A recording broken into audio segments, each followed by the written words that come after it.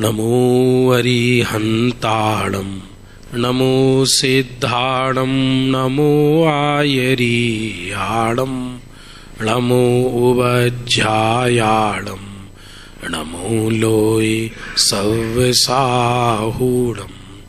मंगलम भगवान वीरो मंगलम कुंद कुंदाद्यो जैन धर्मोस्तु मंगलम सर्वमंगल मांगल्यम सर्वकल्याणकारकम प्रदानम सर्वधर्म। ये जो मंगलाचरण लिखा है ना, यही वाला पढ़ते हैं। नत्वा जिनेन्द्रम गत सर्वदोषम सर्वत्र देवम हितदर्शकम च सिरिजैन सिद्धांत प्रवेशिकेयम विरच्यते स्वल्पधियां हिताय आत्मा ज्ञानम स्वयं ज्ञानम ज्ञानात् करोति किम परभा।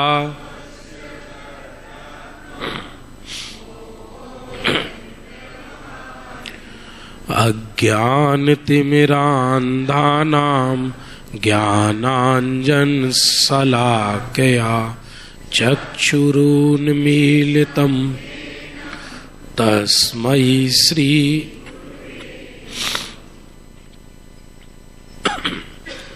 लघु जैन सिद्धांत प्रवेशिका के माध्यम से हम प्रथम विषय शुरू हो उससे पूर्व पंच परमिष्ठी का स्वरूप समझ रहे हैं।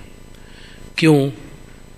क्योंकि सर्वप्रथम हमको हमारे आत्म कल्याण के लिए नाविक की श्रद्धा करनी पड़ेगी। एक नाविक बहुत सुंदर है, नाव भी बहुत सुंदर है, लेकिन नाव चलाना नहीं जानता। उसकी नाव में बैठना या नहीं बैठना। एक हॉस्पिटल बहुत सुंदर है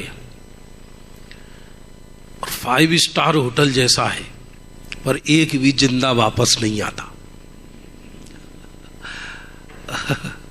उस हॉस्पिटल में जाना या नहीं जाना, कीमत नाविक की है। नाविक माने पंच परमिष्ठी, नाव माने जिन धर्म। तो जिन धर्म रूपी नाव पर पंच परमिष्ठी जैसे नाविक मिले तो ही व्यक्ति तैर सकता है, जीवन पार हो सकता है, नैया उसकी पार हो सकती है। उसमें पहले में पहला, प्रथम में प्रथम हमें अरहंत भगवान का श्रद्धान करना है कि हमारे अरहंत प्रभु कैसे होते हैं। उनका हमने कल संक्षिप्त में स्वरूप समझा था कि जो घाती कर्म रहित हैं, अनंत दर्शन, अनंत ज्ञान, अनंत सुख, अनंत वीर्य सहित हैं, सर्वज्ञ हैं, बीतरागी हैं, हितोपदेशी हैं, 34 अतिशय युक्त, 8 प्रातिहार्य और अनंत चतुष्टय सहित हैं। वो अरहंत देव हैं। और अधिक भी समझ में ना आए तो केवल इतना समझ लेना कि जो सर्वज्ञ हैं, बीतरागी हैं, वही हितोपदेशी हो सकते हैं। जो अज्ञानी है वो हित का उपदेश कैसे देगा? जो बीतरागी ही नहीं है तो उसकी परिणति में तो पक्षपात होगा। उसके जो समझ में आएगा वही बोलेगा। तो जो बीतरागी नहीं है वो सच्चा उपदेश नहीं दे सकता। इसलिए जिसकी परिणति में एक देश बीतरागता आ जाती है वो भी एक देश आप्त कहलाने लगते हैं, और वो हमारे आचार्य, उपाध्याय और साधु होते हैं, क्योंकि उनकी परिणति में एक देश बीतरागता आ गई। अब विस्तार की तो कोई सीमा नहीं है, आप स्वयं में पढ़ें उस चीज को, उसको स्वयं पढ़ें। मैं तो ऐसा भी कर सकता हूं, यदि आप सब लोग तैयार हो तो, कि आप ये सब घर में अपने अध्ययन करो और प्रत्येक रविवार को ऑनलाइन जिज्ञासा समाधान रख सकते हैं। समय हमें बहुत कम मिलता है, बहुत व्यस्त रहते हैं, लेकिन व्यस्त रहते हैं मोक्ष मार्ग में ही, कोई ज़्यादा माथाफोड़ी नहीं हमारी जान को, धर्म में ही हमें आनंद आता है, इसके सिवा हमें दूसरी चीज स्वाती नहीं है, रहते व्यस्त हैं। तो रविवार को कोई एक समय निश्चित करके आप सुनिश्चित कर सकते हैं, तो उसमें शंका समाधान, जिज्ञासा समाधान हो सकता है आप लोगों का। वैसे तो और भी बहुत हैं इस मार्ग को बताने वाले। आज अपन सिद्धों के स्वरूप की ओर थोड़ा आगे बढ़ते हैं। अरहंत, देखिए निकाल लीजिए पानो नंबर 5। 6 अष्ट कर्म विनष्ट अष्ट महागुणे संयुक्त 6 शाश्वत परम ने लोक अग्र विराजमा सिरि सिद्ध 6। 8 कर्म ना बंधो ना जेमणे नष्ट करेल 6 एवा 8 महागुणों सहित परम लोक ना अग्रे स्थित अनित्य आवाते सिद्धो होई 6। अब इसका विशेष स्वरूप आगे बताते हैं। पेज नंबर 9 निकाल लेना आप। देखो, अरहंत के 4 कर्मों का नाश हुआ था और सिद्धों के 8 कर्मों का नाश हो जाता है। तो अरहंत के कौन से 4 कर्म शेष थे? आघाती। कौन कौन से थे वो? आयु, नाम, गोत्र, वेदनी। आयु, नाम, गोत्र और वेदनी, ये 4 कर्म और शेष थे। पर आश्चर्य तो ये है कि जो अरहंत भगवान होते हैं ये सिद्ध कैसे बनते हैं। पहले इनकी प्रक्रिया समझो कि अरहंत को सिद्ध बनने के लिए बुद्धि पूर्वक कुछ नहीं करना पड़ता। ऐसा नहीं है कि कुछ वो प्लानिंग करते हैं और वो ये सोचते हैं कि चलो अब बहुत दिन हो गए, अब हमारे को आयु कर्म हमारा शेष आ रहा है, चलो अब हमें सिद्ध बनना चाहिए वरना दुनिया क्या कहेगी कि संसार में ही धरे हैं, अब हमको सिद्ध बन जाना चाहिए। ये सारी सोच, थिंकिंग, ये चारित्र मोह का परिणाम है। और चारित्र मोह का तो उनके 10वें गुण स्थान में अंत हो चुका।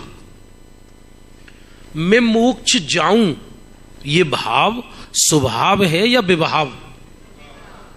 इसलिए परमार्थ बात तो ये है, मोक्ष की इच्छा मोक्ष की घातक है।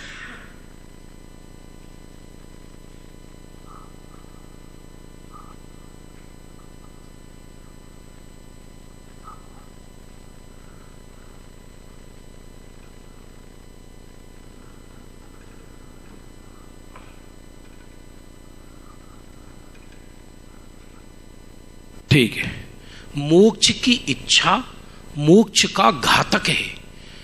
मोक्ष के पुरुषार्थ में मोक्ष का लक्ष्य नहीं होता। क्या कहा? मोक्ष के पुरुषार्थ में मोक्ष का लक्ष्य नहीं होता। नए लोगों को थोड़ा कठिन लगेगा, बल्कि मोक्ष के पुरुषार्थ में आत्मा में लीनता होती है। तो आत्मा में लीनता होती है तो मोक्ष प्राप्त होता है। इसलिए जितनी भी इच्छा है, चाहे वो मोक्ष की हो, वो सारी इच्छा बुद्धि पूर्वक 6ठे गुण स्थान तक होती है। इसके ऊपर इच्छा कभी नहीं होती, होती है अबुद्धि पूर्वक, अपने आप ऑटोमेटिक। और अरहंतों के तो वो भी इच्छा नहीं है। अरहंत भगवान के तो वो इच्छा है ही नहीं कुछ। इसलिए जब स्वयमेव आयु कर्म नजदीक आने लगता है ऑटोमेटिक, तो ऑटोमेटिक ही उनके योग का निरोध होने लगता है। अर्थात मन वचन काय के जो योग थे, तो सबसे पहले वाणी बंद होती है, दिव्य ध्वनि सबसे पहले दिव्य ध्वनि बंद होती है। ये इस बात का सूचक है कि यदि कल्याण करना हो तो बोलना बंद करो। हम तो बहुत कई मतलब सैकड़ों युवाओं को पढ़ने पढ़ाने का अवसर मिला हमको। मंगलायतन में कम से कम 400-500 बच्चों को पढ़ाया, वहाँ से पढ़कर निकले। और अभी मुमुक्षु आश्रम में भी पढ़ाते हैं, हर वर्ष 30 विद्यार्थी पढ़कर निकलते हैं वहाँ से, शास्त्री। तो हम तो कहते भैया हमें गुरु नहीं बनना, हमें तो तलाश है उन गुरु की कि जिनके चरणों में हम मस्तक धर के अपना जीवन का कल्याण कर सके। हमें तो कल्याण करना है। और इधर भाग्य से जो जिनवाणी का मर्म पाया है उसको साधर्मियों के साथ शेयर करते हैं बैठकर शांति से। तो वो सिद्ध कोई प्लानिंग पूर्वक नहीं बनते, स्वयमेव ऑटोमेटिक दिव्य ध्वनि रुक जाती है और काया भी अचल हो जाती है।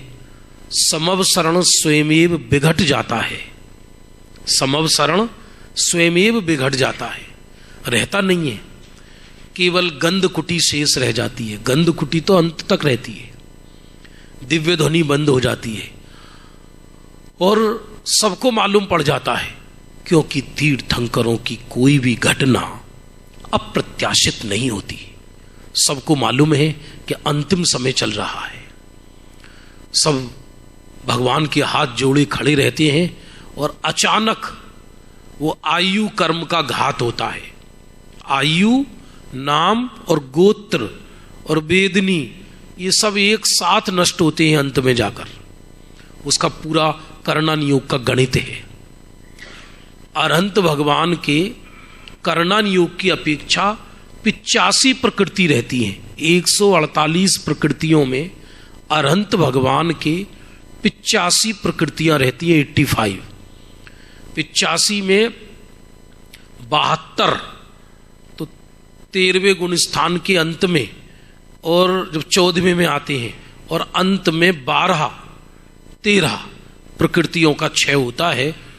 तो वो जो उनका परमोदारिक शरीर था वो कपूर की तरह उड़ जाता है, और जो उनकी अमूर्तिक आत्मा है, जैसे ये जो हमारा देह है, इसमें एक हवा के माफिक एक एहसास तत्व जिसे अपन कहते हैं, एक जीवन तत्व, जैसे ये हॉल है, हॉल के अंदर वायु भरी है नहीं भरी है, ऑक्सीजन भरी है, वो हमें नजर आती है क्या? नहीं आती। उसको हम हाथ से पकड़ना चाहें तो पकड़ सकते हैं क्या? पकड़ नहीं सकते, आंखों में दिखाई नहीं देती, लेकिन उसकी फीलिंग होती है, उसका एहसास होता है। वैसे ही मैं जो जीवात्मा हूं, मैं जो शुद्धात्मा हूं, इसका मुझे प्रतिपल एहसास होता है कि मैं शुद्धात्मा हूं। वो अरहंतों का शुद्धात्मा खुद में ही लीन था, वैसे भी अरहंत अवस्था में आत्मा ही लीन थी, लेकिन बाहर का ही जो आघाती कर्म का प्रपंच था, आघाती कर्म का देह था, वो विलय को प्राप्त हो जाता है, और वो जो अमूर्तिक आत्मा था वो निकल कर तनुबात वलय के अंत में चला जाता है, आकाश के माने लोक के अग्र भाग पर। और वो कितनी स्पीड होती है कि जैसे ही यहां मुक्त हुआ शरीर से, वो उसी समय सिद्ध, माने दो समय नहीं है, सुनना फिर से, मुक्त होने का समय और लोक के अंत में विराजने का समय एक ही है।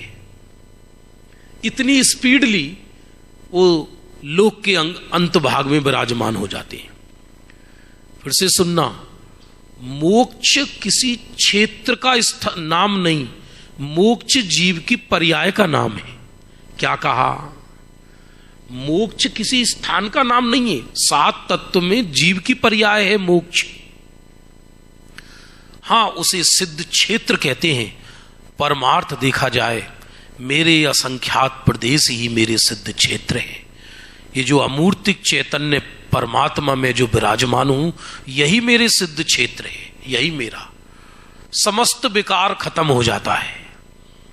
इसको सरल भाषा में कहें, शास्त्रीय भाषा में कहें तो द्रव्य कर्म, भाव कर्म और नो कर्म रहित हो जाते हैं। क्या कहा, जरा रिपीट करो। ये द्रव्य कर्म क्या है, जिनकी चर्चा अभी हमने की, ज्ञानावरणी, दर्शनावरणी, मोहिनी, अंतराय, आयु, नाम, गोत्र, वेदनी, ये है द्रव्य कर्म जो हमको नजर नहीं आती। भाव कर्म क्या है, राग, द्वेष, क्रोध, मान, माया, लोभ, मिथ्यात्व, जो जीव के विकारी भाव हैं वो सब भाव कर्म है। और नो कर्म क्या है, शरीर और संयोग, इसको नो कर्म कहते हैं। है कलेजा, सिद्ध कौन बन सकता है जो अपने ही सामने अपने संसार को उजड़ते देखे। समझ में आ रहा है, नहीं आ रहा है? जो अपने ही सामने अपने संसार को उजड़ता हुआ देखे, जिसे हम संसार उजड़ना कहते हैं। क्या उजड़ना है, काहे का उजड़ना है? प्रतिदिन ऐसा भाव आता है, एक प्रातः काल में प्रतिदिन मेरी आदत बन गई है, सुबह 5:30-6 बजे में मेरा भाव बनता है, एक नीति डालता हूं मैं प्रतिदिन। उसे सैकड़ों लोग पढ़ते हैं हमारे यहाँ,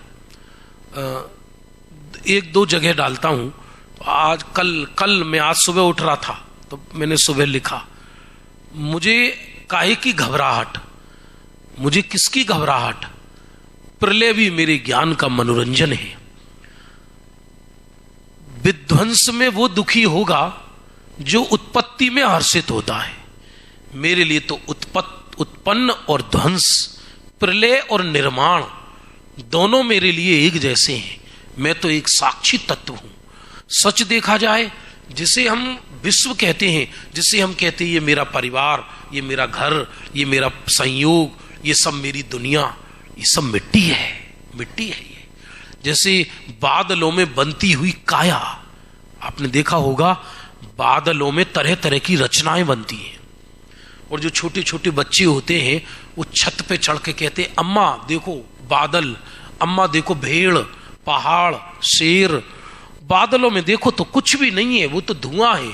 उसी तरह हमारे जीवन में होने वाले सुख दुख, हानि लाभ, जीवन मरण, यश अपयश, जो भी कुछ बाहर का स्वांग नजर आता है, ये सब बादलों की रचना जैसा है। उन बादलों में हाथ डालकर देखो तो कुछ नजर नहीं आएगा। इसलिए वो जो स्वांग था बाहर का, अरहंत दशा भी देखा जाए तो स्वांग है। अरहंत दशा भी स्वांग है, अरहंत दशा भी संसार अवस्था है। करना नियोग में अरहंतों को भी संसारी कहा है, मुक्त नहीं हुए, अभी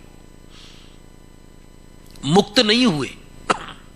भले ही वो भावों से मोक्ष है, लेकिन उनको भी द्रव्य संसारी कहा। द्रव्य माने शरीर है ना उनका अभी। इसलिए द्रव्य कर्म, नो कर्म, भाव कर्म से मुक्त होकर वो जो निर्मल अमूर्तिक आत्मा प्रतिपल अनंत आनंद आनंद आनंद भोगती है और उस सिद्ध शिला पर सदा के लिए विराजमान हो जाते हैं। ऊपर आनंद अनंत, इच्छा शून्य, कोई कार्य नहीं रहता उनको करने का, कोई भी कार्य, और केवल जानना, देखना और अनंत आनंद प्रतिपल भोगना, यही सिद्धों का कार्य है। ये भी ड्यूटी नहीं है, ये उनके स्वभाव का सौंदर्य है।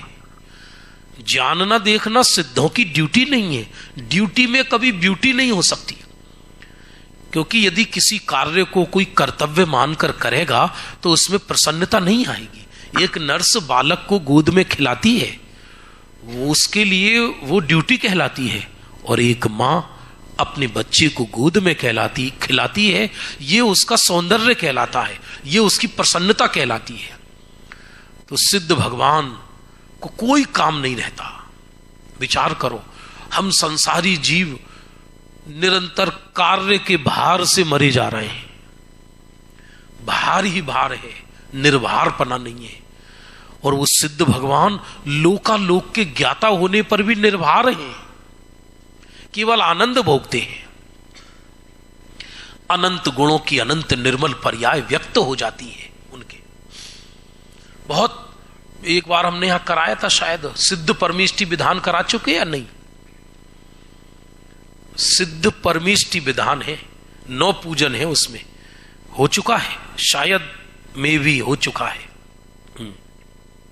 उसमें बहुत सिद्धों का स्वरूप आया। अब सिद्धों के 8 गुण हैं, फिर से सुनना, सिद्धों के 8 गुण व्यवहार से हैं, निश्चय से तो अनंत हैं, निश्चय से अनंत हैं। हम कह ही नहीं सकते, कौन कहे? क्योंकि आत्मा में जो अनंत गुण हैं उनकी अनंत निर्मल पर्याय व्यक्त हो जाती है।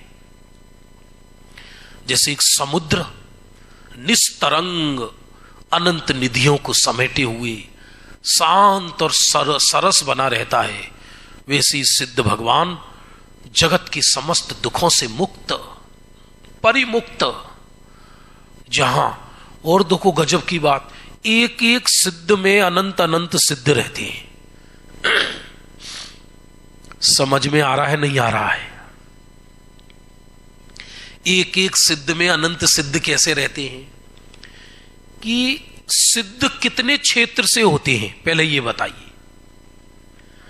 जहां जहां मनुष्य हैं वहां वहां से सिद्ध होते हैं, क्योंकि मनुष्य ही सिद्ध होते हैं। तो कर्णानियोग की अपेक्षा 2.5 द्वीप से सिद्ध होते हैं, क्योंकि 2.5 द्वीप में ही मनुष्य रहते हैं। 2.5 द्वीप का चप्पा चप्पा, एक एक प्रदेश, एक भी स्थान ऐसा नहीं कि जहां से अनंत सिद्ध नहीं हुए। बताओ, आपका भुज, कूकमा, वो भी अपना ये आश्रम, यहां से कितने जीव मोक्ष गए? अनंत गए। भले ही हमें वर्तमान में नजर नहीं आ रहे, 2.5 द्वीप का ऐसा कोई स्थान नहीं है जहां से अनंत जीव मोक्ष नहीं गए हों। 2.5 द्वीप का ऐसा कोई भी स्थान नहीं जहां से अनंत जीव मोक्ष नहीं गए हों। चप्पा चप्पा, समुद्र से, आकाश से, पाताल से, लहरों से, अग्नि से, पेड़ों से, वृक्षों से, सब जगह से सिद्ध हुए हैं। और आज से नहीं हो रहे, अनादिकाल से होते आ रहे हैं। तो जगह कम है और सिद्ध अनंत हुए हैं। अरे कुछ समझ में आ रहा है नहीं आ रहा है? जैसे हम यहां बैठे हैं तो अनंत काल पूर्व में इसी स्थान से अनंत मुनिराज, अनंत अरहंत भगवान सिद्ध होकर समश्रेणी में ऊपर विराजमान हुए हैं। अब कोई जीव यहां से सिद्ध हुआ तो ऊपर गया, फिर एक जीव और वहां से सिद्ध होकर ऊपर गया, तो उसको ऊपर जगह कहां मिलेगी कि जो सिद्ध आत्मा वहां बैठे थे वो उसी में प्रवेश कर जाएगा। इसलिए एक एक सिद्ध में अनंत अनंत सिद्ध विराजमान है। कितनी? अनंत अनंत। अब क्या गजब है, तो भी वो एक दूसरे के सुख को भोगते हैं या अपने अपने सुख को भोगते हैं।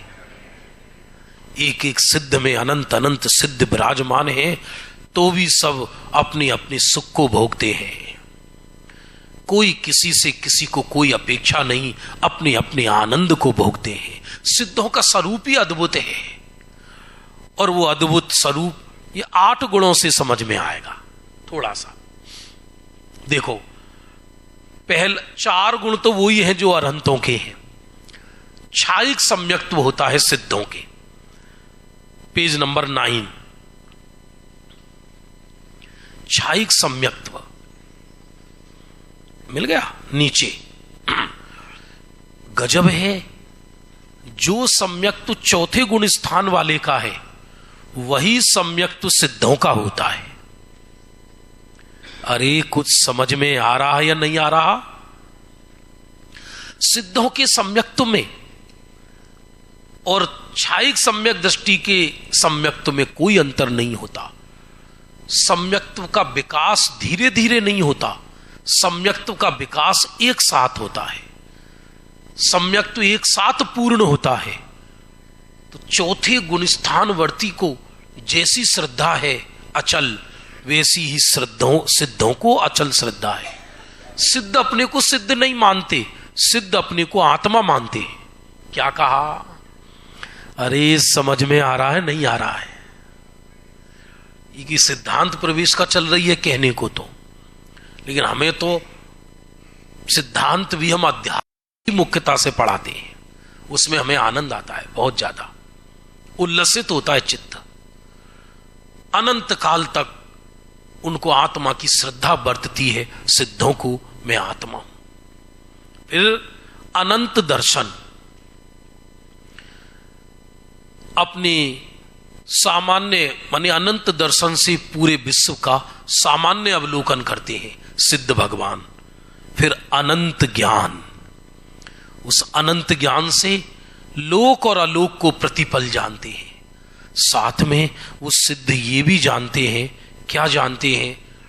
कि अनंत काल पहले हम संसारी थे। ये जानते नहीं जानते? पूर्व में हम यहां थे। अनंत अनंत पर्यायों को जानते हैं और भविष्यकालीन भी अनंत अनंत पर्यायों को जानते हैं। कुंद कुंद आचार्य ने तो सिद्धों की पर्याय को ध्रुव कह दिया, जबकि पर्याय ध्रुव नहीं होती। पर्याय तो क्षण की होती है, चाहे संसारी जीव की हो या सिद्धों की हो। लेकिन सिद्ध भगवान प्रतिपल उनके सिद्धत्व का ही उदय रहता है। उदय माने सिद्धत्व ही प्रतिपल रहता है। ये बहुत बड़ा, जब कभी यहां राजनगर में अकेले हो कमरे में, यहां तो सब अकेले ही है, बैठ जाओ शांति से छत पर और सिद्धों के स्वरूप का ध्यान करो शांति से। कैसे हैं सिद्ध? कोई संकल्प नहीं, कोई विकल्प नहीं, कोई आकुलता नहीं, कोई व्याकुलता नहीं, कहीं आना नहीं, कहीं जाना नहीं, किसी को देना नहीं, किसी से लेना नहीं, कोई रोग नहीं, कोई शोक नहीं, कोई छोटा नहीं, कोई बड़ा नहीं, कोई उत्कृष्ट नहीं, कोई निकृष्ट नहीं, किसी से तुलना नहीं, कि कोई हानि नहीं, कोई लाभ नहीं।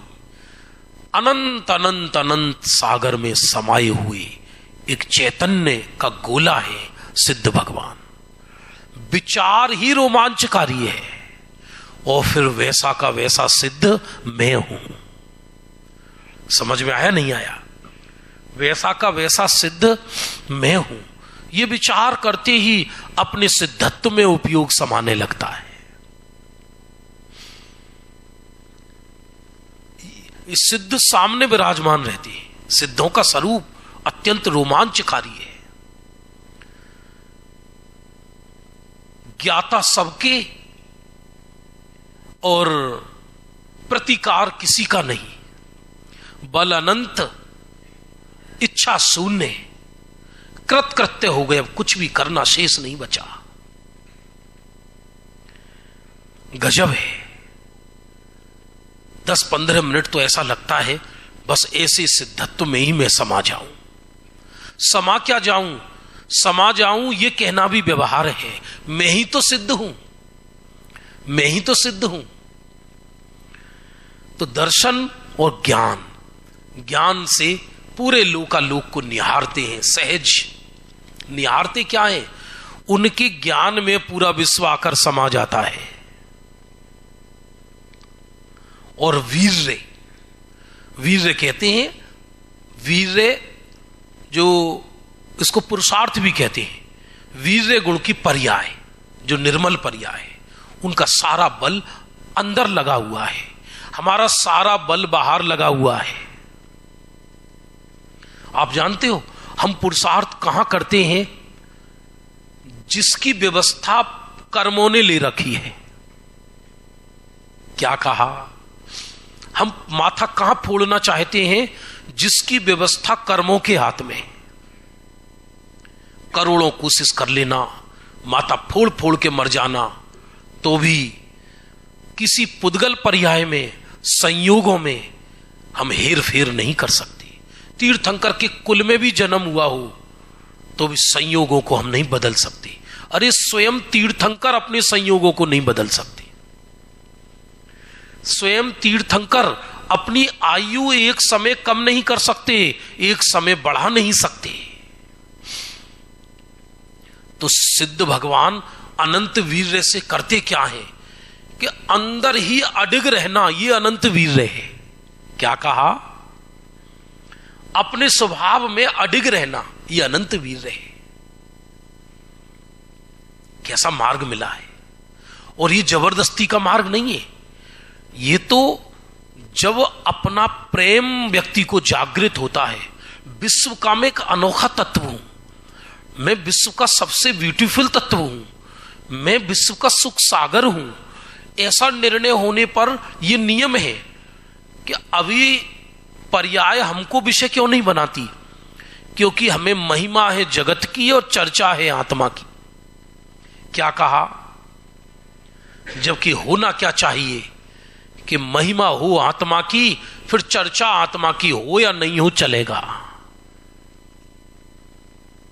उपयोग माने ज्ञान उसको ही विषय बनाता है जिसकी महिमा हो। जिसकी महिमा होती है उसके प्रति प्रेम सहज पैदा हो जाता है। तो सिद्ध भगवान अरहंत अवस्था में ही अंदर समा गए थे और सिद्धत्व अवस्था में तो एकदम अचल हो गए। अब अनंत काल तक उनका उपयोग बाहर आने वाला नहीं। यही अनंत वीर्यपना है। कठिन लग रहा है क्या विषय? बोलो। यहां तो कुछ ऐसा लग ही नहीं रहा कि सब एमए के विद्यार्थी हैं। एक छोटी सी बात याद आई मुझे, रवि सेन आचार्य ने लिखा, आपको सुनकर आनंद आएगा, कि जब रावण सीता का हरण कर लाई तो रावण को चिंता हुई कि यदि राम सुना है बलभद्र हैं, लक्ष्मण नारायण हैं, यदि मैंने कोई उपाय नहीं किया तो ये सीता को वापस ले जाएंगे। सीता को वापस ले जाएं, चिंता इसकी नहीं है, मेरी क्या इज्जत रहेगी लंका में? लोग मुझे राजा नहीं मानेंगे, कहेंगे देखो इसने गर्दन कटाई और लज्जित होकर पराई स्त्री हरण करके लाया और अंत में वापस देनी पड़ी। तो उसने सोचा मुझे बहुरूपणी विद्या सिद्ध कर लेनी चाहिए, और वो तो मायावी था, विद्याधर था, और यदि मुझे बहुरूपणी विद्या सिद्ध हो गई तो फिर तो वो कितने भी तीर फेंकें, कितने भी चक्र चलाएं, मैं 1000 रूप कर लूंगा, उन्हें मालूम ही नहीं पड़ेगा असली रावण कौन है। तो शांतिनाथ जिनालय में मंत्र सिद्ध करने के लिए बैठ गए रावण, बहुरूपणी विद्या सिद्ध करने के लिए। और इधर क्या था कि जब बहुरूपणी विद्या सिद्ध करने लगा, यह बात लक्ष्मण को मालूम हुई कि रावण लंका में शांतिनाथ जिनालय में बहुरूपणी विद्या सिद्ध करने के लिए तैयार हुए हैं। तो लक्ष्मण को बड़ी चिंता हुई। राम को बिना बताए रावण की रिद्धि सिद्ध करने में, ध्यान में विघ्न करने वहां पहुंच गए कि इसको विद्या सिद्ध ना हो जाए। तरह तरह की लक्ष्मण ने उपसर्ग किए, पर रावण तो पहाड़ की तरह बैठे रहे। अंत में उसने सोचा कि इसकी ध्यान में विघ्न कैसे होगा। तो लक्ष्मण भी मायावी थे, तो लक्ष्मण ने माया से मंदोदरी का रूप बनाया किसी का, और मंदोदरी के बाल पकड़कर खींच के ले जाने लगे और रावण से कहते, देख तेरा खून है या पानी है, तू मेरी भाभी को हरण करके लाया, मैं तेरी पत्नी को हरण करके लेके जा रहा हूं, और तेरे अंदर यदि रक्त है तो तू बचा ले। क्योंकि उन्होंने सोचा इसी से इनका ध्यान विघ्न को प्राप्त हो सकता है, जबकि वो मंदोदरी को हरण वरण करके नहीं लाया, केवल माया से चित्र दिखाया। लेकिन रावण ये दृश्य देखकर भी विचलित नहीं हुआ, ले जाओ, ले जाना हो तो जो करना है करो। तो तत्काल उनको बहुरूपणी विद्या सिद्ध हो गई इतनी देर में, और बहुरूपणी विद्या सिद्ध हो गई और लक्ष्मण वहां से चले गए कि अपना तो काम नहीं आया। तो रविसेन आचार्य कहते हैं, देखो पराई स्त्री हरण करके लाया और पराई स्त्री को रखने के लिए, बहुरूपणी विद्या सिद्ध करने के लिए इतने अडिग ध्यान की आवश्यकता है, तो मोक्ष जाने के लिए कितने अडिग ध्यान की आवश्यकता होगी। जहां उसकी पत्नी के हरण का चित्र दिखाया तो भी चित्त विचलित नहीं हुआ, और बहुरूपणी विद्या सिद्ध हो गई। तब सिद्ध दशा देखा जाए तो सिद्ध दशा में ध्यान होता ही नहीं है, ध्यान का फल है। ध्यान तो 14वें गुण स्थान के अंतिम समय तक है, उससे पहले ध्यान नहीं है। और 13वें 14वें गुण स्थान में भी जो ध्यान बताया है वो उपचार से बताया है। ध्यान तो देखा जाए बस 12वें तक ही है एक तरह से, 13वें और 14वें में उपचार से ध्यान बताया, सिद्ध दशा में ध्यान नहीं। ध्यान का फल है आनंद, आनंद, आनंद। फल आनंद है और एकत्व स्वरूप में है। कुछ समझ में आया नहीं आया? आनंद में एकत्व नहीं है, आत्मा में लीन है। आनंद तो फल है। तो अनंत वीर्य का अर्थ है अपने अंदर अचल रहना। तो कहता हूं कभी कभी यहां एक शिविर ऐसा भी लगाया करो। अब वो लगी रहा है ऐसा शिविर, बस 10 मिनट अपने लिए दो। अपने लिए माने ऐसा जान लो दुनिया में बुरा से बुरा क्या होगा। हर चीज जानना देखना सीख लो तो आपको ऐसा लगेगा मैं सिद्धों की भांति तैर रहा हूं। विश्व से अप्रभावी रहना सीखो। अरे विश्व से तो अप्रभावी मैं हूं ही, मैं तो मोक्ष से भी अप्रभावी हूं, मैं तो पर्याय मात्र से अप्रभावी हूं। बुरा से बुरा क्या होगा ये सोच लो, अच्छे से अच्छा क्या होगा ये सोच लो। मेरे लिए ना कोई अच्छा है ना मेरे लिए कोई बुरा है। सत्य तो यह है मेरे लिए संसार और मुक्ति में भी कोई अंतर नहीं है, मैं तो एक साक्षी तत्व हूं। ऐसा विचार पूर्व दशा में चलता है। पूर्व दशा में अरहंतों को यह विचार नहीं चलता और वही विचार स्वरूप में लीन हो जाता है तो वही शुद्धोपयोग कहलाता है। और अरहंत दशा से वो शुद्धोपयोग लगातार रहता है। वही आत्मा की अनंत लीनता, अनंत काल तक स्वरूप में बैठा रहना, यही वीर्य है। अरे समझ में आ रहा है नहीं आ रहा है? हम 14 साल अलीगढ़ में रहे, मंगलायतन में। तो वहां पर टेम्पो चलते थे, टेम्पो होते। एक बार मैंने एक टेम्पो पर लिखा हुआ देखा, जानना देखना ही ईश्वर की सर्वोपरि पूजा है। मैंने सोचा इसको रोक कर पूछूं कि तुम्हें ये वाक्य किसने दिया। आदमी को लगता है पूजन में कुछ चढ़ाएंगे तो पूजन होगी, थोड़ा घंटा बजाएंगे, थोड़ा भगवान की जय जयकार करेंगे, वो पूजन होगी। कैसी पूजन, काहे की पूजन? या तो अंतर ही खत्म हो गया। मैं ही तो पूज्य हूं, कौन पूजा करे, किसकी पूजन करे? जहां कोई उत्कृष्ट हो और कोई निकृष्ट हो वहां पूज्य पूजक पना होता है। अरे जब ना कोई उत्कृष्ट रहा, ना कोई निकृष्ट रहा, ना कोई महान रहा, ना कोई दीन रहा, ना कोई शिष्य रहा, ना कोई गुरु रहा, केवल निखालिस आत्म तत्व रह गया, उसका नाम सिद्ध दशा है। समझ में आ रहा है नहीं आ रहा? ये कमरे पे प्रयोग किया करो आप जो यहां राजनगर में रहते हो। सामायिक करना सीखो। सुबह दोपहर शाम ढीले होकर बैठ गए। विश्व को निहारना सीखो। केवल देखना है, देखने का अर्थ अटैचमेंट नहीं। ऐसा क्यों को देशलाई दिखा दो। समझ गए ना? क्यों क्या होता है? कुछ भी हो ना, मुझे क्या है। सच में देखा जाए संसार से द्वेष और मुक्ति का राग ये सिद्धत्व दशा को दूर करता है। क्योंकि मेरे लिए तो दोनों ही बहिर तत्व है, मैं तो एक निखालिस चैतन्य तत्व हूं।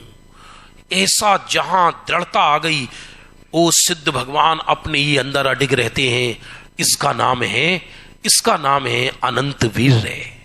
समझ में आ रहा है, नहीं आ रहा? और 5वां नंबर है अगुरु लघु। इसमें अंतर इतना है, मिथ्यात्व के अभाव में सम्यक्त हुआ, दर्शनावरणी के अभाव में अनंत दर्शन हुआ, ज्ञानावरणी के अभाव में अनंत ज्ञान हुआ, अंतराय के अभाव में अनंत वीर्य हुआ, और अगुरु लघु किसके अभाव में हुआ जरा बता दूं? गोत्र कर्म के अभाव में। अगुरु अलघु, जरा सुनना, बहुत मजेदार गुण है ये सिद्धों का। अगुरु कहते हैं बड़े को और लघु कहते हैं छोटे को, और अ शब्द पहले लग गया तो अब न सिद्ध बड़े हैं न छोटे हैं। अगुरु लघु गुण प्रकट हो गया, क्योंकि जब तक गोत्र कर्म है तब तक व्यक्ति संसार में छोटा बड़ा कहलाता है।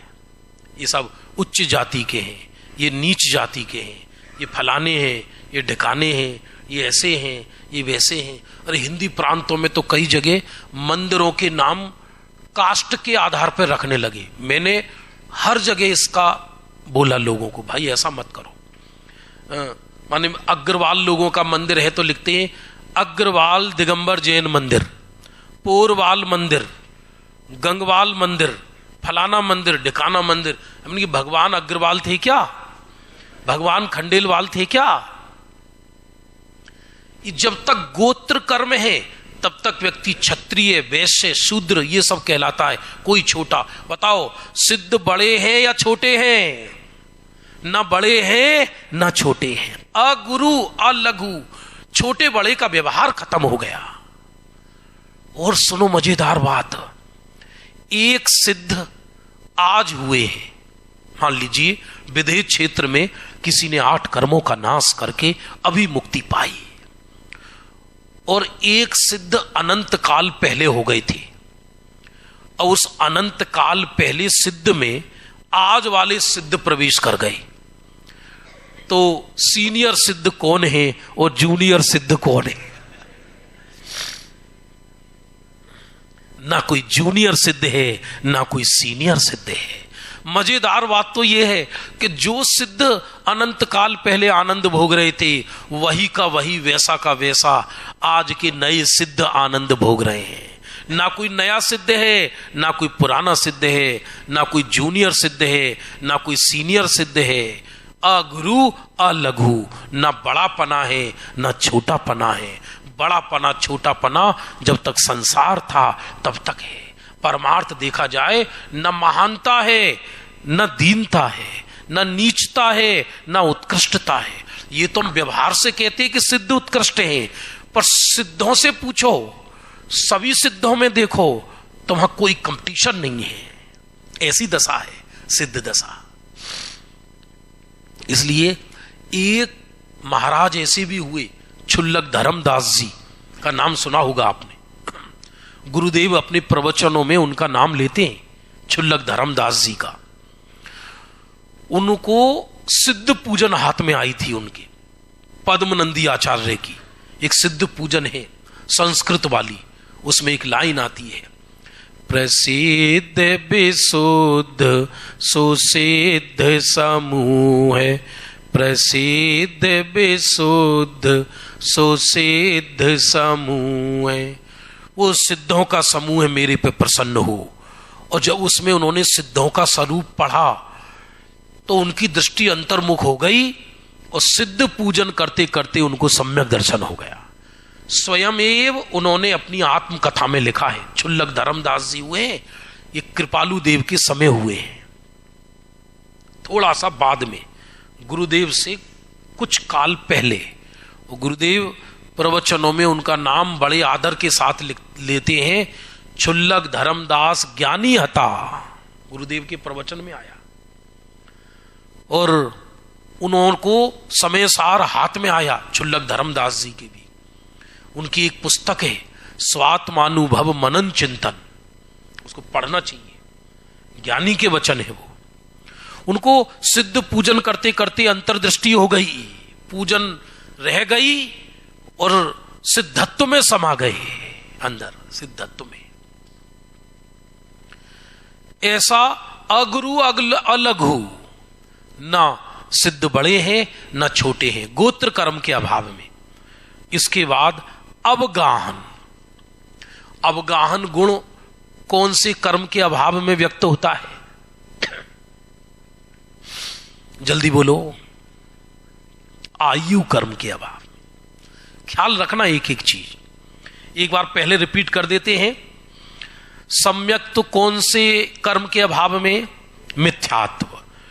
अनंत दर्शन दर्शनावरणीय, अनंत ज्ञान ज्ञानावरणीय, अनंत वीर्य अंतराय, अगुरु लघु गोत्र कर्म के अभाव में, और अवगाहनत्व गुण आयु कर्म के अभाव में। अब उनकी आयु सादी अनंत काल रह गई, अब आयु खत्म हो गई। सिद्ध कब तक जिएंगे? कि जब तक काल की सत्ता है। और काल की सत्ता कब तक है? कि एंडलेस। इसका एक अर्थ यह भी किया जाता है कि जब आयु चली गई तो अवगाहन का अर्थ है, हम समझते हैं आकाश एक द्रव्य दूसरे द्रव्य को अवगाहन देता है। सिद्धों के अंदर अनंत सिद्ध रहते हैं, अवगाहन पना। सिद्ध चक्र विधान में लाइन आई है एक ऐसी, एक माही एक राजे। एक सिद्धों में अनंत सिद्ध राजते हैं, एक सिद्ध में अनंत सिद्ध राजते हैं। अनंत अनंत सिद्ध हैं, जरा कल्पना करो, अवगाहन गुण के कारण।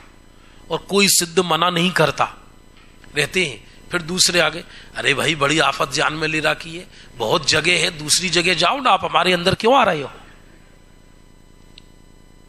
लेकिन एक एक सिद्ध में अनंत अनंत सिद्ध, एक एक सिद्ध में अनंत अनंत सिद्ध समाते हैं। इसका नाम है अवगाहन। अवगाहन का अर्थ है जो स्पेस होता है ना, खाली आकाश, तो आकाश में जैसे 100 प्रकाश एक साथ समा जाते हैं, तो एक एक सिद्ध में अनंत अनंत सिद्ध समा जाते हैं। सिद्धों को कोई चिंता नहीं है, कोई हस्तक्षेप नहीं है, कोई प्रतिकार नहीं है, किसी का स्वागत नहीं है, किसी का अभिनंदन नहीं है, और किसी का तिरस्कार नहीं है। ना किसी का बंधन है, ना किसी का तिरस्कार है, ना किसी का स्वागत है, ना किसी का प्रतिकार है। एक एक सिद्ध में अनंत अनंत सिद्ध समाये हुए हैं। ये नियम है। अंतिम समय जिस आसन में ध्यान करते हैं तीर्थंकर, उसी आसन से वो सिद्ध आत्मा निकल के ऊपर जाता है। और यदि खड्गासन में योग निरोध है तो खड्गासन में ऊपर विराजमान रहते हैं अमूर्तिक आत्मा, और यदि पद्मासन से निकले हैं तो वह अमूर्तिक आत्मा पद्मासन से ऊपर विराजमान रहता है। अरे कई कई बैरी देवगण किसी मुनिराज से दुश्मनी निकालने के लिए उनको समुद्रों में पटक देते हैं, और वहीं से उनकी आयु का घात हो जाता है, वो वहीं से उड़कर सिद्ध दशा में चले जाते हैं। मैं कभी कभी सोचता हूं, होता ना, हम धर्म क्षेत्र में हैं, धर्म क्षेत्र में रहने वाले लोगों के साथ बड़ा खतरा रहता है। ये क्या है? गणधर की गद्दी है। इस काल में व्यक्ति ज्यादा पुण्य तो लेके आता नहीं है, तो व्यक्ति किसी के गुण नहीं देखता, दोष ज्यादा देखता है वर्तमान में। भैया वो तो ऐसे हैं, ये तो ऐसे हैं। तो धर्म क्षेत्र में व्यक्ति निरापद रूप से आत्मा का कल्याण कर ले, ये भी बड़ा मुश्किल काम है। यदि जगत के विषय में सोचने लगे तो कल्याण मुश्किल हो जाए उसका। तो कभी भी कोई ऐसा प्रसंग आता है तो मैं तो ये सोचता हूं, लोगों ने तो भगवान को नहीं छोड़ा, नहीं आया समझ में? मुनि राजों को उठा उठाकर पटक दिया समुद्रों में। जिनको अंतर मुहूर्त बाद निर्वाण होने वाला है उनको नहीं छोड़ा, तो हमें तुम्हें कैसे छोड़ेंगे? क्या चिंता करना? अपना अभिप्राय निर्मल होना चाहिए ना, बस। अगुरु लघु अवगाहन, एक सिद्ध में अनंत सिद्ध राजते हैं। और सातवां सूक्ष्मत्व। कौन सा गुण? मिलकर बोलिए। सिद्ध भगवान का सूक्ष्मत्व गुण ये कौन से कर्म के अभाव में व्यक्त होता है? नाम कर्म। नाम कर्म का कार्य क्या है? नाम कर्म का फंक्शन क्या है? ये शरीर की संरचना, नाक कहां होगी, कान कहां होगा, आंख कहां होगा, शरीर मोटा होगा, काला होगा, पतला होगा, ये सब नाम कर्म का कार्य है। अब सिद्ध दशा में नाम कर्म का अभाव हो गया। अनंत दशा में तो नाम कर्म था, तभी तो शरीर था ना। अब नाम कर्म का अभाव हो गया। जब नाम कर्म का अभाव हो गया तो सूक्ष्मत्व गुण प्रकट हो गया। सूक्ष्मत्व का अर्थ होता है जब तक नाम कर्म का सद्भाव है तब तक इस शरीर से स्थूल परमाणु टकराएंगे, हम भी एक दूसरे से टकराएंगे और सामने वाला भी एक दूसरे से टकराएगा। लेकिन नाम कर्म का अभाव हो जाने पर कोई किसी से नहीं टकराता। माने सिद्धों की आत्मा में से अनंत परमाणु निकलकर चले जाते हैं, सिद्धों की आत्मा में से अनंत निगोदिया जीव निकलकर चले जाते हैं। सिद्ध किसी से भी बाधा को प्राप्त नहीं होती। इसका अर्थ है सूक्ष्मत्व गुण प्रकट हो जाता है। दो अर्थ हैं सूक्ष्मत्व गुण के। एक तो वो इंद्रिय ज्ञान गम्य नहीं रहते, दूसरा वो न स्वयं किसी से टकराते हैं न कोई उनसे टकराता है। ऐसा सूक्ष्मत्व पना आ गया और तभी तो एक सिद्ध दूसरे सिद्ध में समा जाते हैं। सूक्ष्मत्व पना है। आपने देखा होगा वो कुछ सीरियल पुराने जमाने में ऐसे आते थे, ऐसे किसी को ऐसी रिद्धि सिद्ध हो गई कि वो दीवार में से पार चला गया, फिर बाहर निकल आया। हाँ, तो ये सब सूक्ष्मत्वपना। ऐसे ही जब वो शरीर ही नहीं रहा तो स्थूलपना चला गया, तो सूक्ष्मत्वपना खड़ा हो गया। सूक्ष्मत्वपने का अर्थ है यदि तीनों लोक विशाल रूप धारण करके सिद्धों की आत्मा में से पार निकल जाएं तो भी सिद्धों पर रंच मात्र भी कोई हिलने डुलने वाले नहीं, ऐसे निकल जाएंगे। ऐसा अमूर्तिकपना व्यक्त हो जाता है उनमें। सूक्ष्मत्व कहते हैं इसको। समझ में आ रहा है नहीं आ रहा है? पूर्व पर्याय में जिसने अपने को देह से रहित भावना भाई, उसी पर्याय में वही तो देह रहित होगा। जिसका लक्ष्य ही देह पर है वो देह रहित कैसे होगा? और 8वां अव्याबाध। क्या कहा? ये अव्याबाध कौन से कर्म के अभाव में हुआ? वेदनीय कर्म के अभाव में अव्याबाद। ये अव्याबाद सुख है वास्तव में। अव्याबाद सुख। सुख 3 तरह के, पूर्ण सुख, अनंत सुख, अव्याबाद सुख। मिलकर बोलो। पूर्ण सुख 12वें गुण स्थान में व्यक्त हुआ। सुख का घातक कौन है? मोह है। क्या कहा? हम कितने दुखी कि जितना हमारा मोह का उदय। ये कहना बंद कर दो हम कितने दुखी कि जितने रोगी उतने दुखी। एम नथी। हम कितने सुखी कि जितने सुख के साधन हैं उतने सुखी। ऐसा नहीं है। बड़े बड़े चक्रवर्ती नरक चले गए। 12 चक्रवर्तियों में 2 चक्रवर्ती नरक चले गए। सुख के संपूर्ण साधन होने पर, माने सुख के संपूर्ण साधन होने पर मर के नरक चले गए। व्यक्ति सुख के साधनों से सुखी नहीं होता बल्कि मोह के अभाव से सुखी होता है। ख्याल में आ रहा है नहीं आ रहा है? मंदोदरी सोने के महलों में रहती थी, रावण की पटरानी थी, माता फोड़ के रोती थी। 18,000 रानी होने पर भी सीता पर मोहित हो गए रावण। बताओ सोने की महल में मंदोदरी सुखी थी या दुखी थी? ये सब कहने की बातें हैं।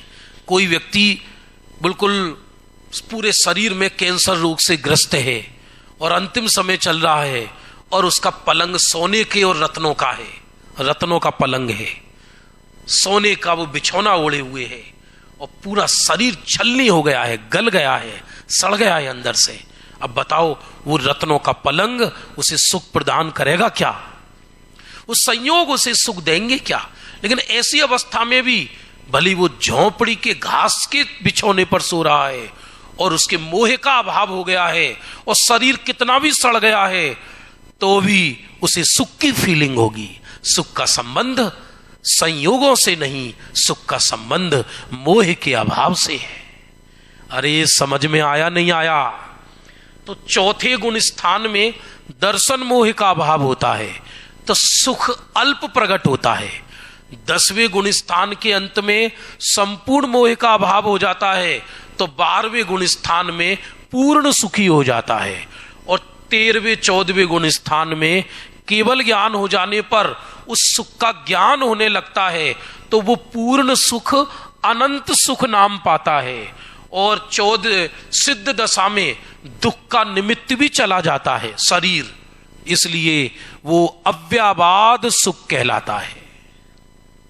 अब अनंत काल तक कोई बाधा करने वाला नहीं है। इस मनुष्य पर्याय में क्षण क्षण बाह्य साधन जो है, हर पल बाह्य जो साधन है हमारे, वो सब एक तरीके से व्याधा उत्पन्न करने वाले हैं। अब आप यहां 3-4 दिन के लिए आए मुंबई नगरी से, चलो थोड़ा शांति से यहां रहेंगे। मेरा तो ये कहना है कि जब यहां आया करो तो मोबाइल को पॉलीथीन में बंद करके रख दिया करो। और व्यक्ति यहां भी सुखी नहीं होगा यदि मोह होगा तो समाचार आया, ऐसा हो गया वैसा हो गया, मार्च का अंत चल रहा है, ये करना है वो करना है, फाइल भरनी है। अरे सब नरक निगोद के ठिकाने। अव्ययवाद सुख का अर्थ है 3 लोक में कोई बाधा देने वाला नहीं है। और किसी को प्रश्न होगा अरहंतों को अव्ययवाद सुख नहीं है क्या?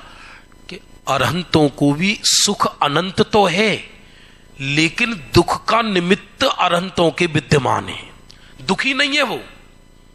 दुख का सबसे बड़ा निमित्त क्या है? शरीर। दुख का सबसे बड़ा निमित्त शरीर है। मोह का अभाव होने से अरहंतों को दुख नहीं है, लेकिन दुख का निमित्त विद्यमान है वहां पर। अभी कृत्य नहीं हुए, अभी अरहंत दशा का स्वांग शेष है, अरहंत दशा का। इसलिए अव्ययवाद दशा सिद्ध दशा में प्रकट होती है। सब खत्म हो गया, सब केवल सुख सागर, सुख सागर, सुख सागर।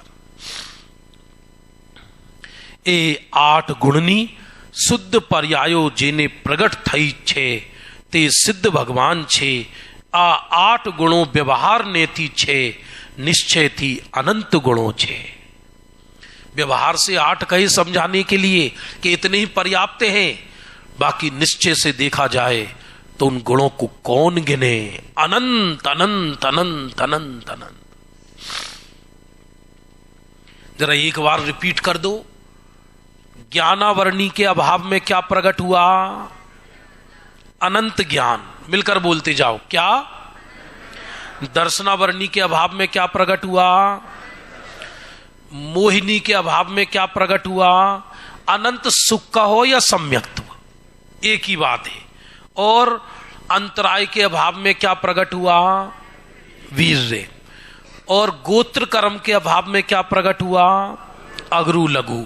आयु कर्म के अभाव में क्या प्रकट हुआ? नाम कर्म के अभाव में क्या प्रकट हुआ? वेदनी कर्म के अभाव में क्या प्रकट हुआ? अव्ययवाद। ऐसे सिद्ध सदा जयवंत वर्ते। और इससे भी बड़ी बात यह है, जो वो सिद्धों का स्वरूप है वैसा ही मेरा स्वरूप है। कहते ना वैज्ञानिक नाचता है पुद्गल की खोज में। इससे बड़ा जिनवाणी का और सदगुरु का उपकार क्या होगा कि सिद्ध शिला पर बैठे हुए सिद्ध, जैसा मैं हूं ऐसा सदगुरु ने बताया है कि तू भी सिद्धों जैसा है, अब तो प्रसन्न हो। चिद विलास ग्रंथ है दीपचंद जी कासलीवाल का, अध्यात्म की गहराइयां भरी हैं उसमें लिखी है ये वाली बात। अरे तुझे सिद्धों जैसा बता दिया गुरु ने, जिनवाणी ने, अब तो प्रसन्न हो। इसे करोड़पति कहते हैं तो प्रसन्नता होती है, इसे अंबानी कहते हैं तो प्रसन्नता होती है। इसको लौकिक तमके लगाएं, लौकिक वो दे तो प्रसन्नता होती है। इसको यदि कहें तो सिद्ध है तो प्रसन्नता नहीं होती। सोगानी जी तो इससे भी आगे निकले, वो कहते हैं मैं तो सिद्धों से भी अधिक हूं। क्यों? क्योंकि सिद्ध तो एक समय की पर्याय है, मेरे अंदर अनंत काल तक सिद्धत्व सिद्धत्व सिद्धत्व निकलता रहे। मैं अनंत सिद्धों को पिए बैठा चैतन्य सम्राट हूं, मैं ऐसा सिद्ध भगवान हूं। मैं आज सोचकर आया था कि सुबह सिद्ध और आचार्य दोनों का स्वरूप लूंगा, पर आज दोपहरी में, आज आचार्य और उपाध्याय का दोपहर में हो जाएगा, ज्यादा विस्तार नहीं है। और साधु का स्वरूप संध्या काल में हो जाएगा, रात्रि में। बोलिए, आपके मन में यदि आनंद की उर्मियां उठ रही हो, आपको यदि कोई निशंक होना हो, यदि आपको ऐसा लगता है कि हम तो शरीर वाले हैं, अरे नियम सार में पद्म प्रभ मलधारी देव ने क्या गजब का चमत्कार किया है। पद्म प्रभ मलधारी देव ने, वो कहते हैं, भव में लीन संसारी और सिद्धों में मैं किसने से अंतर देखूं, मुझे इनमें कोई अंतर नजर आता नहीं। भव में लीन संसारी और सिद्धों में मैं किसने से अंतर देखूं, मुझे इनमें अंतर नजर नहीं आता। माने जैसे सिद्ध वैसा में, इससे बड़ा और जैन शासन का चमत्कार क्या होगा। ये बातें मिलेंगी कहीं, ये बातें मिलेंगी कहीं। व्यक्ति बस दुखी, प्रभु प्रभु प्रभु पतित पावन दुख हरण कर ले, दुख हरण। भगवान कहते मुझे तुझ में दुखी नजर नहीं आता, हरण तो उसका करूं कि जो चीज नजर आती हो। मैं तेरा दुख हरण क्या करूं? कल्पना है तेरा दुख, और कल्पना तो तू ही मिटा सकता है, तेरी कल्पना मैं नहीं मिटा सकता। मैं संजय कुमार हूं, ये कल्पना है। मैं मनुष्य गति का हूं, ये कल्पना है। मैं सिद्ध भगवान हूं, ये यथार्थ है, क्योंकि मैं सिद्धों जैसा हूं। अब ये बोलकर देख लेना भगवान के आगे कि मेरा रोग मिटा दो, क्योंकि मैं रोगी हूं ही नहीं। जो रोगी है वो मैं हूं ही नहीं, रोगी तो शरीर है, वो मैं हूं ही नहीं। मैं तो चैतन्य अमूर्तिक आत्मा हूं। मुझे काहे का कष्ट है, मुझे काहे का कष्ट है। बोलिए, सिद्धों के स्वरूप में किसी को कुछ पूछने का भाव हो तो बोलिए। हाँ जी, छेड़ा जी साहब।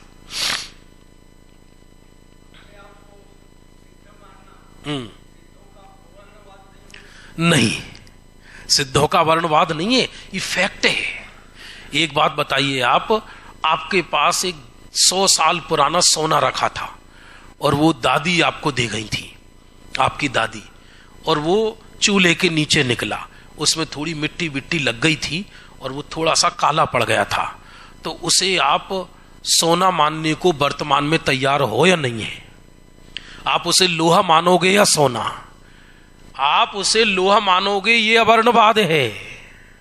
मैं सिद्ध हूं, सिद्ध को संसारी मानना ये अवर्णवाद है। देखा जाए तो ये अवर्णवाद नहीं, ये जीने की कला है। संपूर्ण जिन शासन में यही सिखाया है, संपूर्ण जिन शासन में यही सिखाया है। सुख से भरपूर चैतन्य तत्व को दुखी मानना यह वर्णवाद है। दुखी तो हम अनादिकाल से मानते ही आ रहे हैं। दुनिया के सारे मत यही तो सिखा रहे हैं कि तू दुखी है, तू जा प्रभु की शरण जा, प्रभु की शरण जा। तो हमारे यहां शरण जाने का अर्थ कितना है कि प्रभु की शरण जाते हैं तो प्रभु कहते तू प्रभु है, इसलिए उनका उपकार व्यक्त किया जाता है। और बोलिए। हाँ जी, हाँ जी, हाँ। ये घटना ऐसे है कि निगोद में अनंत जीव ठसाठस भरे हैं और एंडलेस, अनंत अनंत नित्य निगोद में। नित्य निगोद किसी जगह का नाम नहीं है, ये तीनों लोक में भरे हुए जीव की अवस्था का नाम है, जो कभी दो इंद्रिय पर्याय को प्राप्त नहीं हुए और सदा एक इंद्रिय साधारण वनस्पति की पर्याय में रहते हैं, वो निगोदिया कहलाते हैं। और एक श्वास में 8-10 बार जन्मे मरे भरे दुख भार। वहां से 6 महीने 8 समय में 608 जीव निरंतर निकलते हैं नित्य निगोद से, और 6 महीने 8 समय में 608 जीव मोक्ष जाते हैं। 608 ही निकलते हैं और 608 ही मोक्ष जाते हैं। संसार में घटते नहीं, मोक्ष में बढ़ते नहीं। क्या कहा? यह कैसा गणित है कि संसार में घटते नहीं और मोक्ष में बढ़ते नहीं? क्योंकि अनंत में संख्यात का व्यवहार नहीं होता। जैसे एक समुद्र में अनंत पानी है और आप प्रतिदिन उसमें से एक बूंद निकालो तो समुद्र में कितना घट गया। इसलिए 6 महीने 8 समय में 608 जीव निकलते हैं, और सिद्धों में 608 बढ़ जाते हैं तो भी वो घटना बढ़ना नहीं कहलाता है। ये इसका गणित है। हाँ जी बोलिए जी।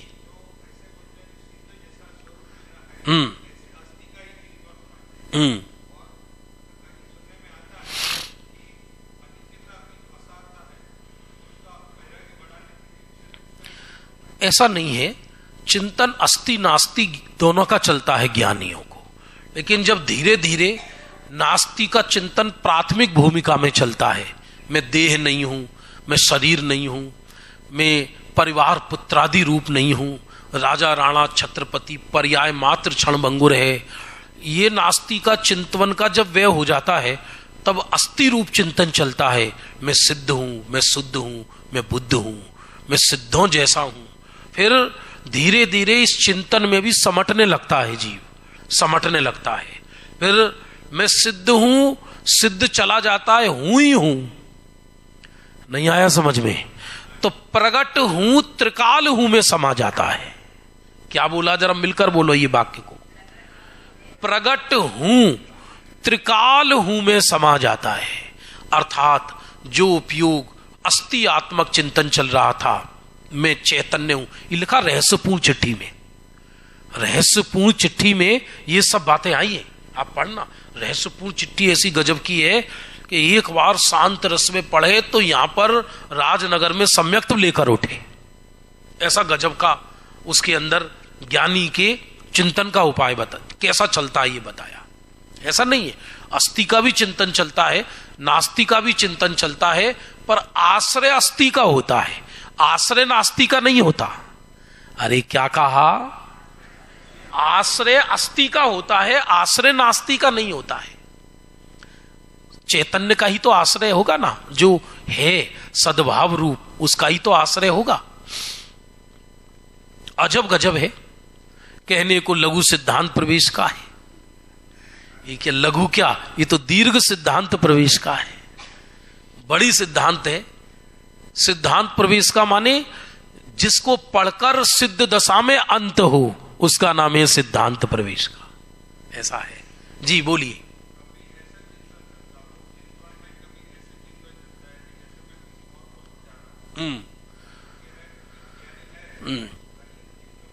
देखो ऐसा है, भाषा से कोई फर्क नहीं पड़ता। अब जैसे समझाने में तो आपको भी ऐसा लगता है जैसे हम दूसरे को समझा रहे हैं।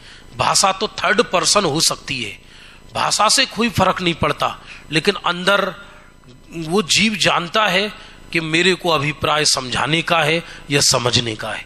व्यक्ति की झलक से, व्यक्ति की ललक से मालूम पड़ जाता है कि ये समझाने का अभिप्राय दूसरे का है या खुद का है। एक माँ अपने बच्चे को समझाती है, लेकिन वो खुद समझती है तब समझाती है ना। वो ये भी जानती है इसके भाग्य से ही ये समझेगा, लेकिन तो भी समझाने का भाव आता है करुणा से। ये सदगुरु ये जानते हैं कि इसकी होनहार में नहीं बदल सकता, इसकी क्रमबद्ध पर्याय में जो होना होगा वो होगा, तो भी सदगुरु को नीचे की भूमिका में भव्य जीवों के प्रति समझाने का भाव आता है, करुणा आती है। इसलिए सदगुरु की करुणा अज्ञानियों के कल्याण में निमित्त बन जाती है। अरे समझ में आया नहीं आया? वो करुणा उनके, ये करुणा नहीं होती तो ग्रंथ कैसे लिखे जाते? कुंद कुंद को करुणा नहीं आती तो ये समय सार ग्रंथ कैसे लिखते? कृपालु देव को करुणा नहीं आती तो वचनामृत कैसे लिखते। आज जो हम पढ़ते हैं वो साहित्य अना, ऐसा समझना उनकी करुणा उनके लिए विराधना है। क्या कहा? उनकी करुणा उनके लिए विराधना है, पर उनकी करुणा हमारी आराधना में निमित्त है। उनकी करुणा, हाँ किसी को समझाने का अभिप्राय हो कि मैं तो दूसरों के कल्याण के लिए पंडित हुआ हूं, वो तो भवसागर में परिभ्रमण करेगा। पंडिताई का मार्ग नहीं है भैया ये। बिल्कुल मुझे तो बिल्कुल पसंद नहीं पंडित शब्द लिखना। मैं अपने हाथ से मेरे नाम के आगे कभी पंडित नहीं लिखता, कभी लिखता ही नहीं हूं। कोई कहता है तो मैं कहता हूं बस मेरे को तुम संजय भैया बोल दिया करो, इतना पर्याप्त है। क्या पंडित तो मुनिराज को कहा है, अरहंतों को पंडित पंडित कहा है। जब तक सम्यक्त ना हो तब तक नामधारी पंडित है, सम्यक्त होने के बाद पंडित संज्ञा आती है। ये बड़ा उत्कृष्ट मार्ग है भाई, ये बहुत कोई सामान्य बात थोड़ी है। ये तो अभी अपन संसार में हैं, राग द्वेष की कीच में फंसे हुए हैं। ये तो सदगुरुओं की कृपा से, अधिक ज्ञानियों की कृपा से, पूर्व के भाग्य के उदय से, जैसे समझ लो कौए के हाथ में कोई नगीना लग जाए, ऐसे ही कोई अनंत जन्म का भाग्य फटा है, या भवसागर में हम डुबकी मार रहे थे और भाग्य से कोई नौका मिल गई हमको, ऐसा समझना। ऐसा है। बोलिए। हाँ हाँ, बहुत बढ़िया। इस समय सार की मूल गाथा है। एक उपयोग का अर्थ है त्रिकाली आत्मा, और एक उपयोग का अर्थ है वर्तमान ज्ञान पर्याय।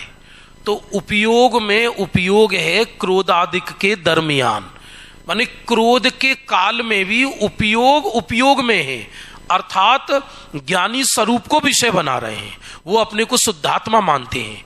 और क्रोध है तो है, क्रोध सच पूछा जाए ज्ञानी को क्रोध हटाने का प्रयत्न नहीं है, क्योंकि वो जानते हैं कि क्रोध मेरे अंदर प्रवेश हुआ ही नहीं है। जो चीज मेरे अंदर प्रवेश ही नहीं हुई मैं उसे क्या हटाऊं और क्या रखूं।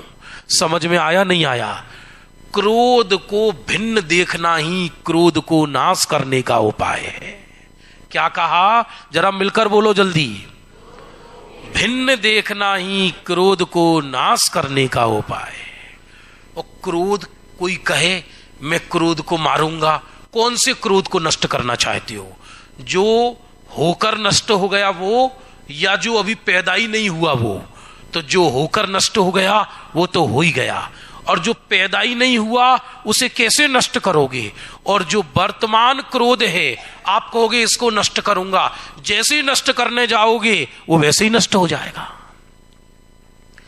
वर्तमान क्षणिक पर्याय किसी छदमस्त को पकड़ में ही नहीं आती।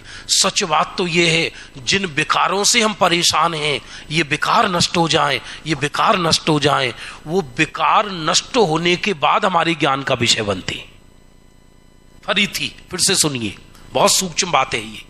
हम जिन विकारों से परेशान हैं, ये राग नष्ट हो जाए, ये द्वेष नष्ट हो जाए, ये क्रोध नष्ट हो जाए, ये विकार हमारे ज्ञान का विषय तब बनते हैं कि जब वो नष्ट हो जाते हैं। क्योंकि छदमस्त जीव को क्षणिक पर्याय तत्काल पकड़ में नहीं आती, असंख्यात काल बाद पकड़ में आती। कब पकड़ में आती है? असंख्यात काल बाद। तब तक तो वो नष्ट हो जाती है।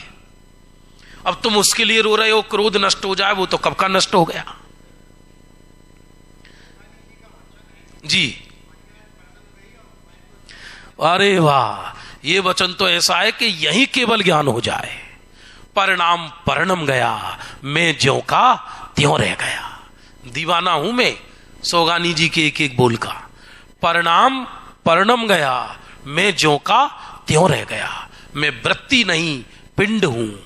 परिणाम परिणम गया, मैं परिणाम ही नहीं हूं। परिणाम परिणम गया, मैं परिणाम ही नहीं हूं, यह महत्वपूर्ण है। मैं वृत्ति नहीं पिंड हूं। अब परिणाम में चाहे राग हो और परिणाम में चाहे मोक्ष हो। अरे समझ में आया नहीं आया? परिणाम में चाहे मोक्ष हो, परिणाम में चाहे राग हो, परिणाम परिणम गया। राग नष्ट करना है, ये महत्वपूर्ण है या मैं रागी ही नहीं हूं, ये महत्वपूर्ण है। अरे बोलो, मैं रागी नहीं हूं, ये महत्वपूर्ण है। ऐसे ऐसे ऐसे गजब के है कि जैसे किसी झोपड़ी में रहने वाली कन्या का चक्रवर्ती से सगाई हो गई हो, ऐसी महत्वपूर्ण बातें हैं। अब वो चक्रवर्ती की से विवाह उत्पन्न, उसकी शादी तय हो गई। जो चक्रवर्ती दिग्विजय पर था और उसने उस कन्या को देखा और उसके पिता से कहा कि हमसे इसका ब्याह करा दो। वो तो कांपने लगा, महाराज कहाँ आप चक्रवर्ती, कहाँ हमारी छोटी सी कन्या गोबर थापती है। बोले अब कह देना सोने के सिक्के थापेगी अब ये। अब वो घबराती है, मेरा विवाह है चक्रवर्ती से। अब शादी होना निश्चित तय हो गया। इस दिन लगन होगी, चक्रवर्ती आ रहे पूरे बैंड बाजे के साथ और कन्या हर्षित हो रही है। बापू से कह रही है, बापू थोड़े 10-20 जोड़े कपड़े रख देना, गरम फूट गए। थोड़ा सा दहेज रख देना, मैं घर पे जाऊंगी। ये पागल, कपड़े रख देना, पागल हो गई है क्या? तेरे नौकरानी कपड़े धोएंगे, स्वर्ग की अप्सराएं तेरे चारों ओर चक्कर लगाएंगी। चक्रवर्ती की पटरानी है तू, किसको कहते हैं चक्रवर्ती की पटरानी? ये कोई ये कहे मैं शुद्धात्मा का वर्ण करूंगी तो मेरे सम्यक्त्व का क्या होगा, सिद्ध दशा का क्या होगा? कि सारे सिद्ध ये कहेंगे ऊपर आओ, सारे सिद्ध ऊपर कहेंगे सिद्ध शिला मेरे लिए खाली पड़ी है। समझ में आया नहीं आया? ऐसे ही अपने सिद्धत्व का जोर आना चाहिए, अपने सिद्धत्व का। इसका नाम जैन शासन है। ये देखो, और बोलो, 5-7 मिनट है। हाँ बोलिए जी। नहीं, जब क्या है, 2 बातें हैं इसमें। क्योंकि जब तक अभी हमें हमारा स्वरूप तो पता नहीं, तो त्रिकाली ध्रुव का व्यक्तपना क्या है कि सिद्धत्व दशा है, तो सिद्ध को सामने रखा जाता है। तो सिद्ध जैसे प्रकट है वैसा मैं शक्ति रूप वर्तमान में विराजमान हूं। भाई वो मेरे प्रतिबिंब है, अरहंत भी मेरे प्रतिबिंब नहीं है, सिद्ध मेरे प्रतिबिंब है। क्योंकि पूर्णता के लक्ष्य से होने वाली शुरुआत ही सच्ची शुरुआत है। समझाएं कैसे? आत्मा को जो स्वरूप नहीं जानता तो उसके सामने क्या रखेंगे कि जैसे सिद्ध है ना वैसा तू है। फिर वो सिद्ध तो पर्याय रूप है, वो पर्याय से दृष्टि हटाकर अपने शाश्वत सिद्धत्व पर दृष्टि जाती है। हाँ, वहां सिद्ध की पर्यायी सामने होती है। लिखा ना पहली गाथा में, बंदित्व सव्व सिद्धे। एक बात बताइए मुझे, तो एक हाथी समुद्र में स्नान कर रहा है। अमृतचंद्र आचार्य ने उदाहरण दिया है ऐसा। वो तो भाव आता है, मैं प्रयोग करता रहता हूं समाज में नई। अभी एक ऐसा शिविर लगाने वाला हूं, समय सार के केवल उदाहरण लूंगा, मात्र 415 गाथा के, और उन उदाहरणों से सिद्धांत। नाम ही ये, हर टीका में अमृतचंद्र आचार्य ने एक उदाहरण दिया है। अब आप एक बात बताइए कि हाथी की सूंड नजर आती है समुद्र में और हाथी अंदर नहा रहा है और सूंड ऊपर है, तो सूंड से सूंड का ज्ञान हो रहा है या हाथी का? ऐसे ही मैं सिद्धत्व हूं, मैं सिद्धों जैसा हूं, तो सिद्धों से सिद्ध का ज्ञान हो रहा है या सिद्धत्व जैसे अपने त्रिकाली चैतन्य का ज्ञान हो रहा है? किरण से किरण का ज्ञान है या सूर्य का ज्ञान है? लहर से लहर का ज्ञान है या समुद्र का ज्ञान है? ऐसे ही सामने सिद्धत्व दशा होती है और उस सिद्धत्व से आचार्य कहते हैं ऐसा तेरा त्रिकाल स्वरूप है, तो अपने त्रिकाल सिद्धत्व का ज्ञान होता है। हाँ बोलिए।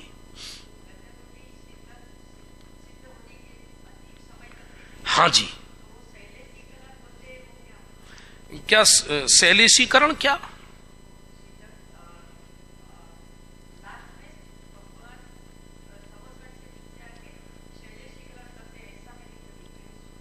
नहीं, कुछ शब्द में शिथिलता है।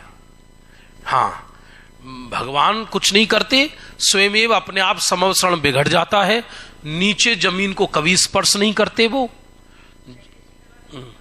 वो तो ऊपर ही आकाश में अधर रहते हैं, व्यवहार से कहा जाता है वो नीचे आ गए। वो तो करना नियोग की भाषा है, सूक्ष्मीकरण होता है अलग अलग ढंग से उनके।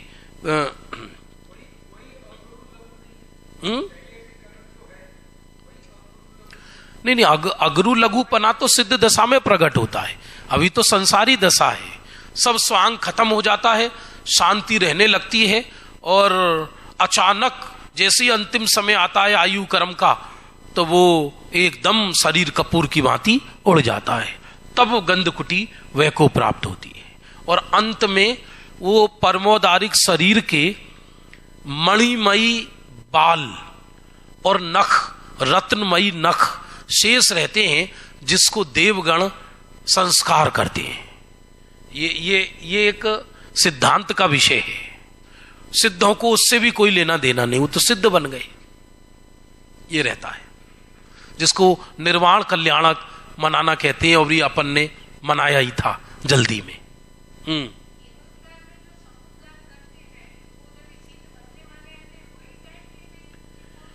सिद्ध बनने से 8 समय पहले समुद्घात होता है। 8 समय पहले कैसे होता है ये भी सुन लीजिए, जब प्रश्न आ गया है तो। जिनके आयु कर्म कम रह गया हो और शेष 3 आघाती कर्म ज्यादा रह गए हों, तो 3 आघाती कर्मों को आयु कर्म के बराबर करने के लिए आत्मा के प्रदेश बाहर निकलते हैं और पूरे लोक को स्पर्श करके आते हैं। उसको केवली समुद्घात कहते हैं। और उसमें 4 समय निकलने में लगते हैं और 4 समय प्रवेश करने में लगते हैं। पहले वो डंडे की तरह आत्म प्रदेश निकलते हैं, दंड, फिर किवाड़ की तरह खुलते हैं, कपाट, फिर प्रतर, फिर फैलते हैं, फिर लोक पूरण, पूरे लोक में समा जाते हैं। फिर वो आत्म प्रदेश दोबारा प्रतर बनते हैं, कपाट बनते हैं, दंड बनते हैं, और फिर शरीर में प्रवेश कर जाते हैं, और फिर एकदम देह कपूर की तरह उड़ जाता है और वो सिद्ध दशा में चले जाते हैं। और आश्चर्य तो ये है कि जब केवली भगवान समुद्घात करते हैं, तब उनके आत्म प्रदेश हमारे आत्मा में प्रवेश करते हैं या नहीं, बताओ? अरे बोलो, करते हैं ना? यही सुनो जरा, 2 मिनट ही सुनो, बड़ा बड़ा आश्चर्य है ये। जब केवली भगवान समुद्घात करते हैं, तब उनके आत्मा के प्रदेश तीनों लोक में चप्पे चप्पे में समा जाते हैं। और वो आत्मा के प्रदेश तो अमूर्तिक हैं, तो मेरू में से भी निकल के जाते हैं, नारकियों के शरीर में से भी निकल के जाते हैं, हमारे तुम्हारे अंदर से भी निकल कर जाते हैं, पूरे विश्व में से निकल के जाते हैं। तो क्या उनका अनंत सुख हमें वेदन होता है? हम कितनी बार ये बोलते हैं, प्रभु हमारे अंदर आ जाओ, कितनी बार निकल के जाते हैं प्रभु हमारे अंदर से। कौन किसके सुख को भोगे, कौन किसके दुख को भोगे। अरे निगोदिया सिद्धों में समा जाते हैं, तो निगोदिया को सिद्धों का सुख नहीं मिलता, और केवली हमारे अंदर समा जाते हैं, तब उनका हमें सुख नहीं मिलता। इसलिए हर व्यक्ति अपना ही सुख भोग सकता है, ना कोई किसी के सुख भोग सकता है, ना कोई किसी का दुख भोग सकता है। इसका नाम परफेक्ट जैन शासन है। पता भी नहीं पड़ता, पता भी नहीं पड़ता। अजब गजब है। थई गया समय, थई गया। हाँ अब सिद्ध दशा हो गई। अब अपन दोपहरी में आचार्य भगवंतों की चर्चा करेंगे। उपाध्याय का स्वरूप संक्षिप्त है, इसलिए आचार्य और उपाध्याय हो जाना चाहिए, और संध्या काल में साधु का स्वरूप हो जाना चाहिए। देखते हैं, आकुलता कोई है नहीं अपने को, रंच मात्र भी। यहां भी राजनगर में भी आकुलता होगी, तो फिर आकुलता कहां जाएगी?